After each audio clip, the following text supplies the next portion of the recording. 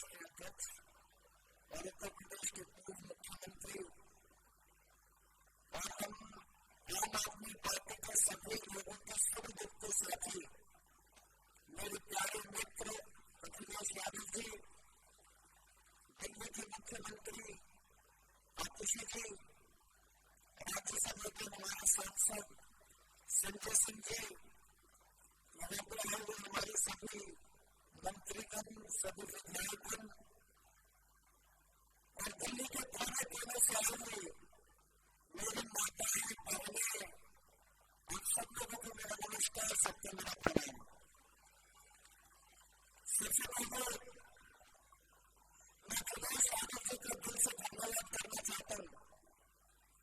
हमने उन्हें 3 दिन पहले संपर्क किया था और उनसे निवेदन किया था कि महिलाओं की सुरक्षा के मुद्दे पर विवेक महिला अदालत कर रहे हैं और उन्होंने सहर्ष हमारा आमंत्रण स्वीकार किया।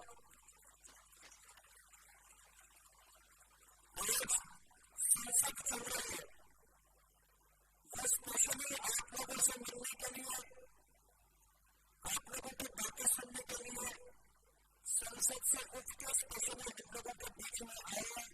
मैं पहले दिन से उनका धन्यवाद करना चाहता हूँ। आज हम लोग 12 साल हो गए निर्भया कांड हुए। आज से 12 साल पहले हमारी एक छोटी बहन निर्भया के साथ बहुत ही वैश्यानिक तरीके के साथ बलात्कार किया गया, सामूहिक बलात्कार किया गया, फिर वो उसने दम तोड़ दिया। पूरे देश सड़कों के ऊपर आ गया था। एक बार तो ऐसा लगा था कि मूल चूल परिवर्तन हो जाएगा, व्यवस्था परिवर्तन होगा। ऐसा लगा कि आज के बाद कभी किसी महिला के साथ सड़कों पर छेड़खानी नहीं होगी।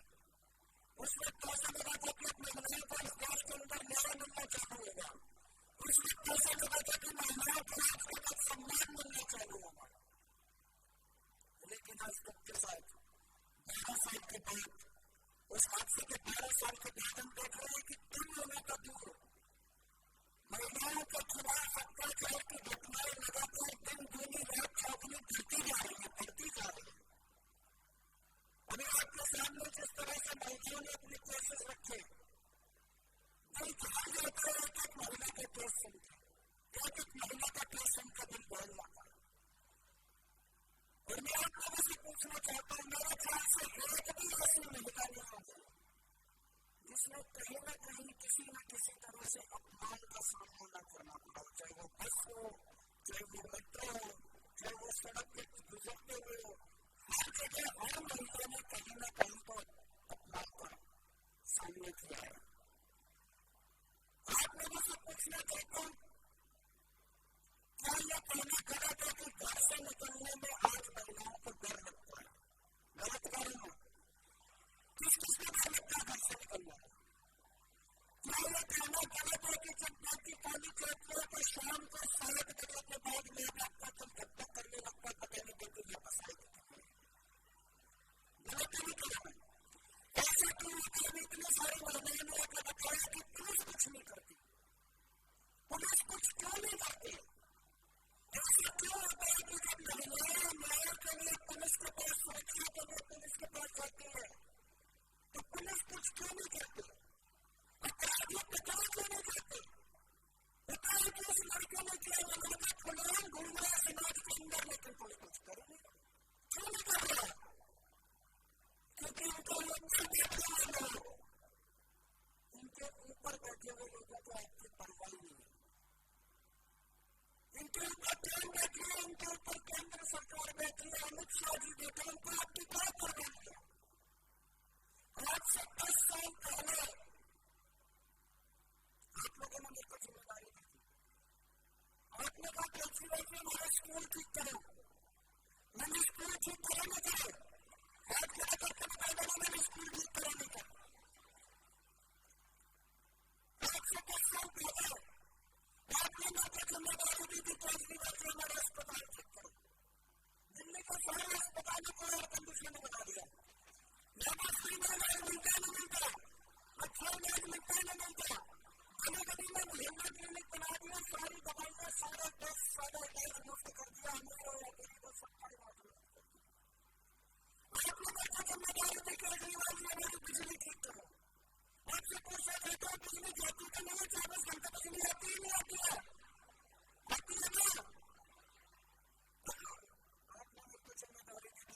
जी बिजली सस्ती कर लो, मैंने बिजली मुफ्त कर दिया आप लोगों को। लेकिन आज से 10 साल पहले आपने उनकी जिम्मेदारी दी थी हमें सुरक्षा देने की। आज दिल्ली में 2 सरकारें चलती है, लोगों की जिम्मेदारी दी थी स्कूल ठीक करने की, बिजली ठीक करने की, पानी ठीक करने की, अस्पताल ठीक करने की, मैंने अपना काम कर दिया। आपने उनकी आपकी जिम्मेदारी दी थी। अमित शाह केंद्र सरकार को जिम्मेदारी दी थी, बीजेपी की केंद्र सरकार को, और केंद्र सरकार ने गृह मंत्रालय का काम है, गृह मंत्री कौन है? अमित शाह। अमित शाह जी का काम है दिल्ली के लोगों को सुरक्षा देने का, दिल्ली में कानून व्यवस्था करने का। एक ही काम किया था, वो काम जो लोगों ने नहीं किया, बस उन्होंने काम खराब कर दिया। हमें मुद्दा पिछले दिनों से उठा रहा था कि बीजेपी वाले से मीडिया में मैंने पूछा, बीजेपी वाले कहा है दिल्ली में कानून व्यवस्था कोई मुद्दा ही नहीं है।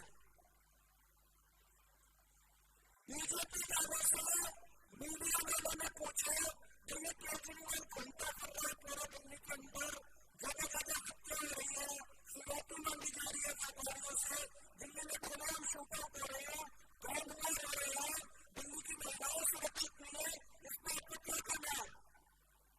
बीजेपी वाले कहते हैं दिल्ली में कानून व्यवस्था कोई मुद्दा ही नहीं है। महिलाओं की सुरक्षा कोई मुद्दा ही नहीं है।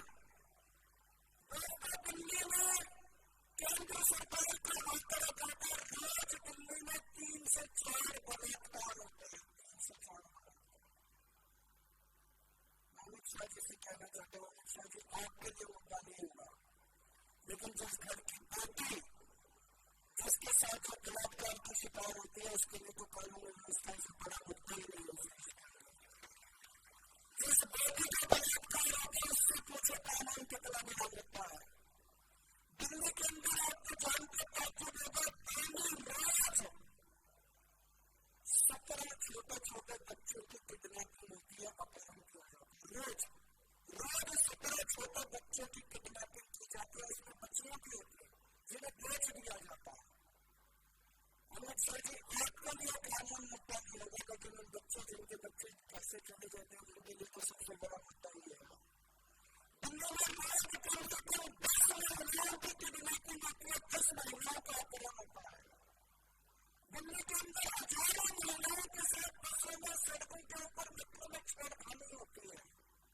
उनके लिए तो कानून सुरक्षा से बड़ा कोई मुद्दा ही नहीं है।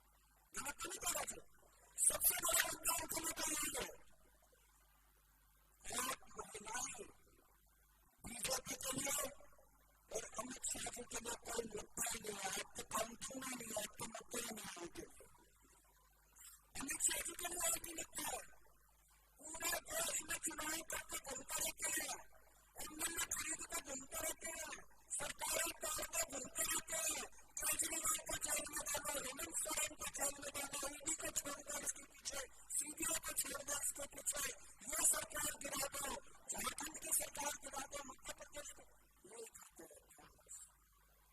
आपकी सुरक्षा उनके लिए मुद्दा नहीं है, सरकारी गिराना और सरकारी बनाना उनके लिए मुद्दा है। इस बार जब वो वोट मांगने आए बीजेपी वाले, तो उनको कह डाला कि बीजेपी हमारे लिए कोई मुद्दा नहीं है।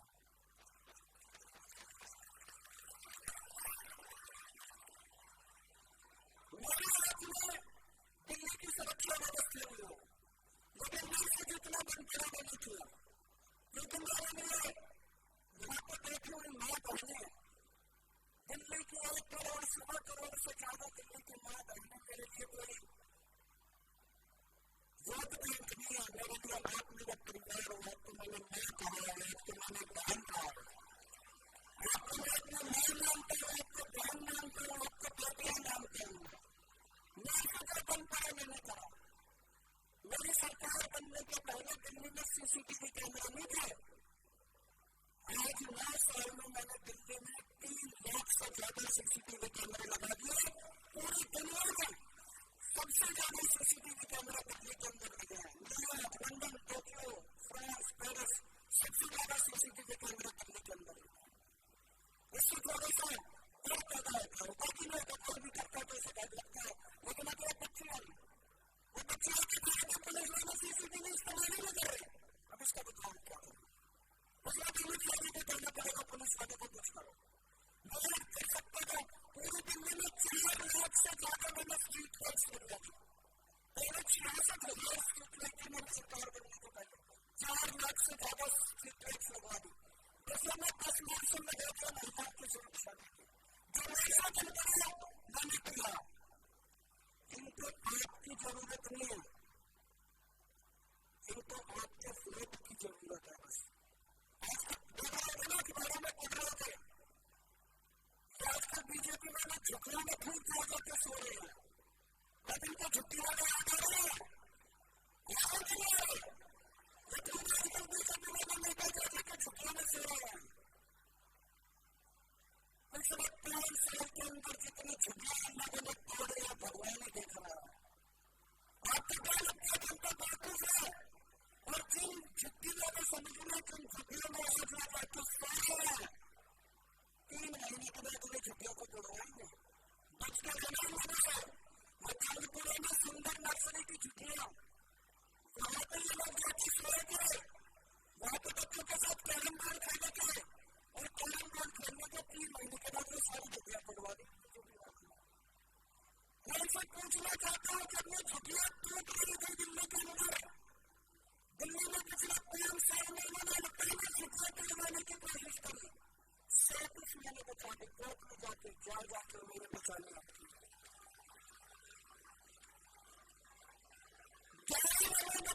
बचाया क्योंकि मैंने वापस ही नहीं देखा था कि तोड़ दी उनको, मेरा पता था कि तोड़ दी। ये झुग्गियां मैं इनसे पूछना चाहता हूँ, जब ये दिल्ली वालों की झुग्गियां तोड़ रहे थे, जब महिलाओं और बच्चों सड़क के ऊपर आ गए थे, भरी ठंड के अंदर बच्चे सड़क के ऊपर रो रहे थे, महिलाएं चिल्ला रही थी, बीजेपी वालों की पैरों में पड़ करके गिड़गिड़ा रही थी महिलाएं, तब कहाँ गए थे तुम लोग? अब बड़ी नौटंकी कर रहे थे, झुग्गियों में जाकर के सो रहे। अब कभी झुग्गी वाले आ गए, तब महिलाएं जब रो रही थी तुम्हारे पैरों में गिर करके, तो झुग्गी वाले झुग्गी में जा रहे थे सो रहे, इनसे बच के रहना। 3 महीने के बाद चुनाव के 3 महीने के बाद नई झुग्गी तोड़ने के लिए आएंगे तुम लोग। मेरे को पता चला शकीर बस्ती की और झुग्गी बस्ती में आया तो शकीर बस्ती बैठे हुए यहाँ पर ये सलवार कमीज बांट के आए हैं, साड़ियां बांट के आए हैं, शाल बांट के आए हैं, सारी झुग्गी में आएंगे नहीं देख लो क्या करोगे?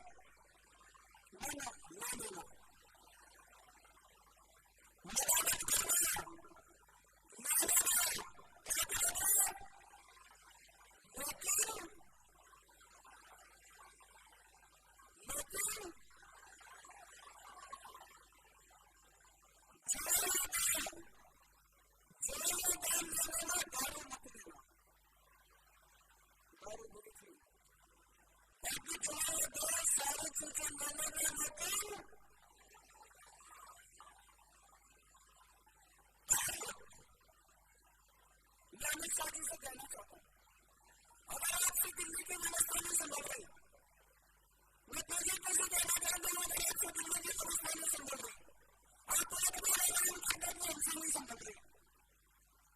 हमारी दिल्ली की महिलाएं इतनी ताकतवर प्रति संभालने के लिए खुद ही दुनिया दिखा रहे हैं।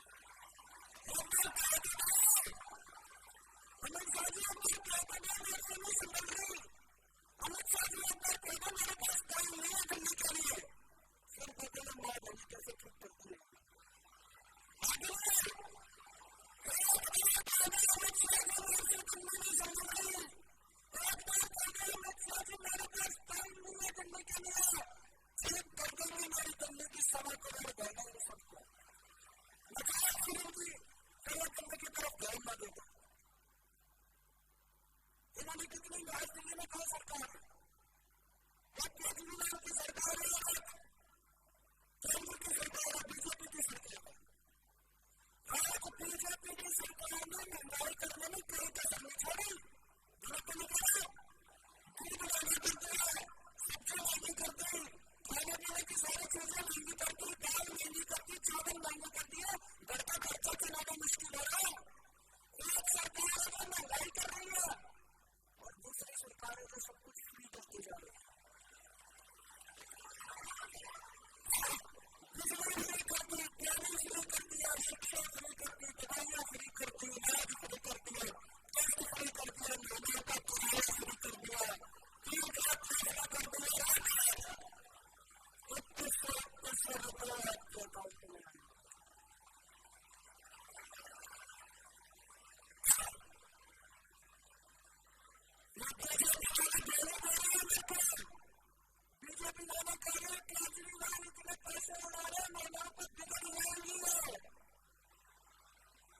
पूछना चाहते हैं खाना चाहिए किसी की जरूरत है कि लगाना चाहिए या पीछे तुम्हारे खाने में नहीं मिलते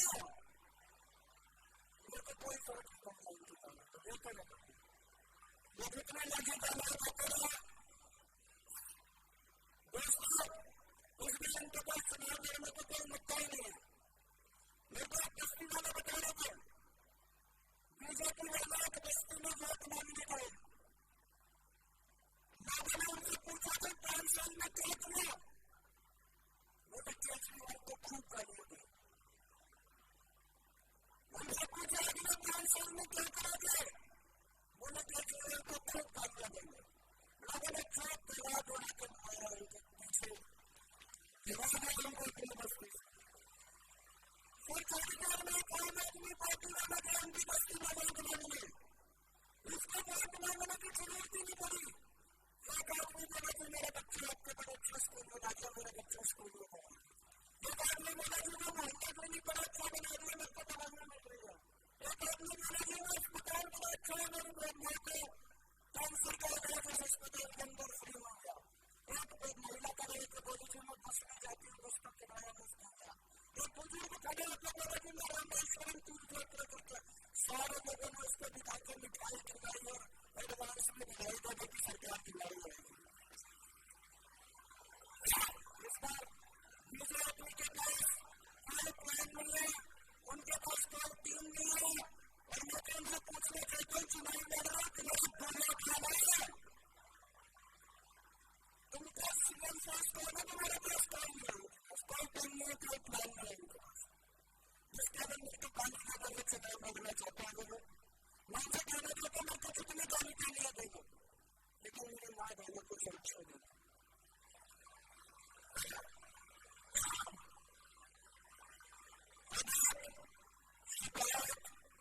एक शिकायत आखिर में कहना चाहूंगा आप लोगों से अभी तक एक सर्वे आया उस सर्वे में आया कि दिल्ली की 60% महिलाएं आम आदमी पार्टी को वोट दे रही हैं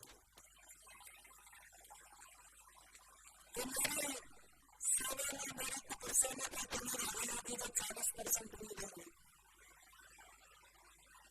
60% महिलाओं को एक महिला को आम आदमी पार्टी को वोट करनी होगी अपने जबानों को बोल देना नमक को बोल देना दवाइयों को बोल देना सांस को बोल देना बेटी को बोल देना सारों को मानने को और अपने घर के मर्दों को भी मर्द केवल अपनी औरत से डरते हैं कि नहीं वो अपने घर के सारे मर्दों को भी आम आदमी पार्टी को वोट देना मैं अपने आप को बहुत से भाग्यशाली समझता हूँ जितना प्यार जितना मोहब्बत जितना विश्वास मुझे आप सब भाई बहनों से मिला है मैं समझता हूँ कुछ पुराने जमाने में मैंने दिल नहीं किया है जो इतना प्यार आप लोगों का मिलता रहता है आप लोग